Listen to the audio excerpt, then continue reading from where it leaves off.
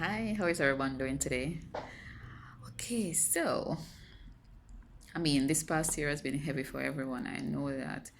And, all of us spend some time to reflect on our life and everything that is happening. And during this time, I just wrote down 15 points that I learned, well, not just during March to now, but since last year, July to this year, July. There are some things that I observed. I just wanted to share with you.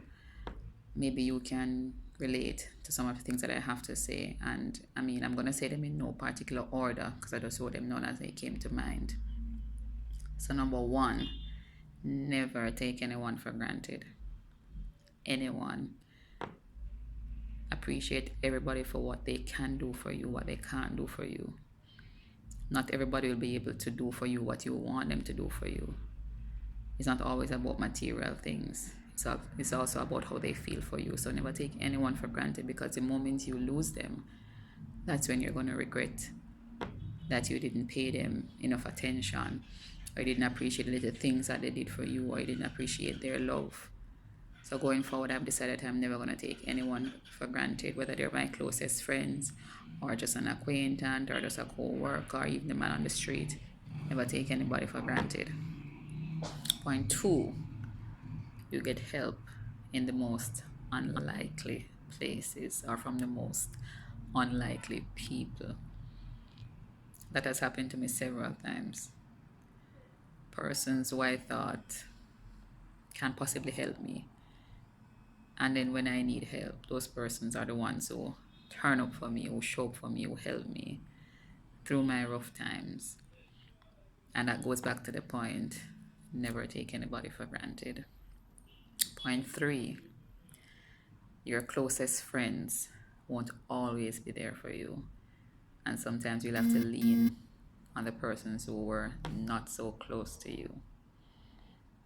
And it goes back to point one again, never take anybody for granted. So all the points will eventually tie into one. But sometimes your closest friends have their own issues to deal with, or whatever they're going through. Maybe they need a break from you or from life. And they're not the ones who are going to help you through your downtime. And somebody else will, fall in place and help you through those low periods, help you through that ditch.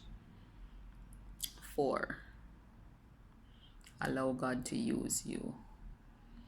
Sometimes you have this gut feeling or this urge that you need to do something for somebody, or you need to do something in particular, and you ignore it. But you have to listen to that gut feeling. Sometimes it's God talking to you. You have to allow Him to use you. You have to listen keenly in your quiet time to what God is telling you to do and act on it. Allow Him to use you. Point five, allow God to use people to bless you. Stop saying, oh, I'm independent, I don't want nobody to help me.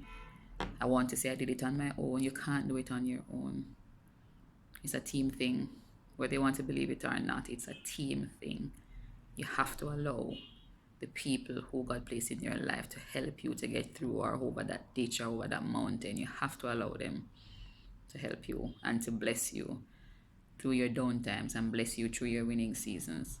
Have to allow people to help to bless you and get you through. Point six, learn to love yourself and enjoy your own company. Because when no one is around, you're going to be miserable and you're going to be depressed. So you have to learn to enjoy your own company and love yourself for who you are. Point seven, learn to give people space. Don't get too attached to anything or anyone.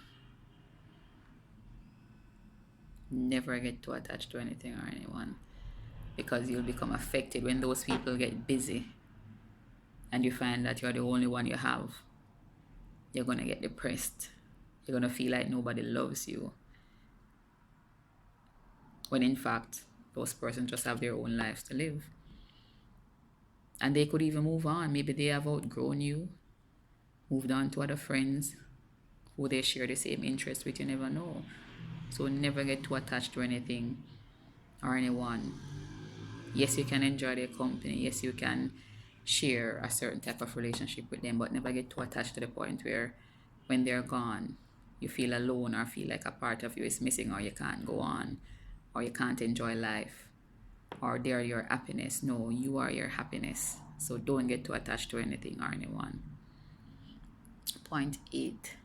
Expectation is the thief of joy. And man, can I, when you expect too much from people or from situations or from things and it doesn't turn out the way you want, again, it just mash up your whole mood and mash up your whole life.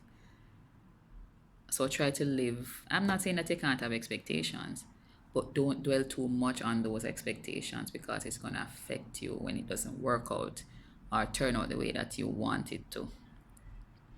So yes, have your little expectations, but don't dwell on them too much and think that it has to turn out the way that you expect it to be. Because life is unpredictable. People are unpredictable. It's ever changing. People are ever changing. So expectations, tone it down. 9. Trust God and trust the process. When you feel daunted like it now work out, never give up. Trust Him. 2020 did look like it had got really bad for me, but I don't feel like that anymore because I've developed a stronger trust in God and I'm trusting the process and it's turning out to be better than I expected. Point 10 and 9 tie in. Be patient and be open because anything can happen. It doesn't have to be what you expect. You see, we've gone back to expectation again. It doesn't have to be what you expect will happen, but trust the process and trust me, it will work out in your favor. Just be patient. 11. Take care of yourself. Your mental and physical health, very important. If your mental and physical health break down, then your whole life break down. You have to take care of your mental and physical health. Cut off anything that is unhealthy for you. From the food you eat, to the people you surround yourself with, to the type of information you consume on social media and on regular media, the TV, the news network. Control it. Protect your mental and physical space because you need it to be successful in life. 12. Learn other people's love language. That is very important in your relationships. So it's not everything that you like, your friends or your family are going to like. You have to learn what they like. So when you're celebrating them, you can give them what they like. Buy the gifts that they like, not what you like. Do things for them that they like, not what you like. And don't get upset if you give them something and they don't like it. You and them must have the same taste in things. So you have to learn their love language as well as they have to learn your love language so that your relationship can be better. 13. Know when to stop giving too much of yourself. So if you're giving and giving to somebody and it's not being reciprocated, and they don't have to give you back the same thing, but at least they can contribute something because relationships are both giving and taking. It's not just one person giving and one person taking and taking. It's shared. It doesn't have to be a 50-50 give and take. It can be 80-20, whatever way, but each person have to give.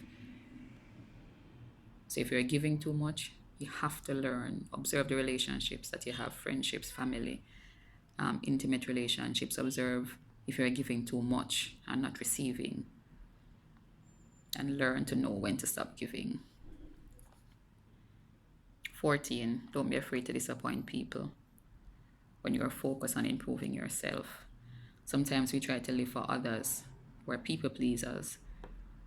We do everything to please people, and why? I wonder if I'm gonna like this, I wonder if she's gonna like this, and then we end up losing ourselves. No.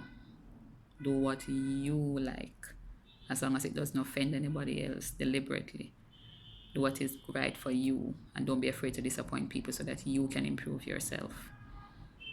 Stop being people pleasers and please yourself and do what is right for you. 15.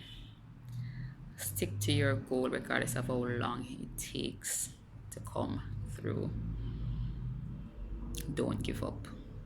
So write down your goals, pencil it out, plan your strategies, and you just have to go through and stick to your goals. If one way no work, you come up with another way. But don't jump from goal to goal to goal. You never reach anywhere.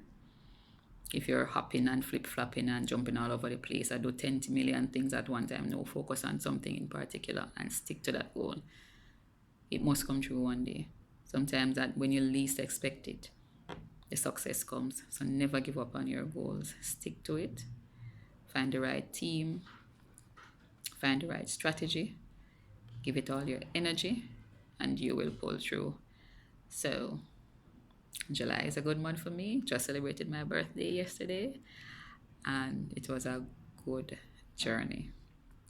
So all those points I learned, I'm just thinking about them, reflecting on them, and it has made my life so much easier since I've identified these points and I'm working with them, and I've just conditioned my mind around all of these points, and it has helped my relationships and helped myself mentally. So enjoy the rest of 2020, reflect on these points, and let's see how it works out for you. Peace.